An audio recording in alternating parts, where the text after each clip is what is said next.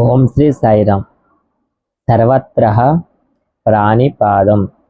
ఒకనాడు సాయంకాలం త్రయీ బృందావనంలో బాబావారితో విద్యార్థులతో పాటు సుప్రీంకోర్టు మాజీ ప్రధాన న్యాయమూర్తి జస్టిస్ పిఎస్ భగవతి ఉన్నారు.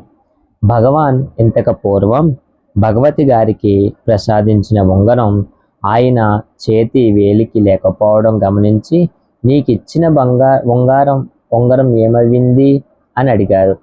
ఆయన ఎంతో బాధతో, స్వామి, అమెరికా పర్యటనలో ఆ ఉంగరం పోగొట్టుకున్నాను అన్నారు. వెంటనే భగవాన్ హస్తచాలనంతో ఒక ఉంగరం సృష్టించి ఆయన వేలికి తొడిగారు. అదే ఉంగరం అవునో కాదో చూసుకో అన్నారు.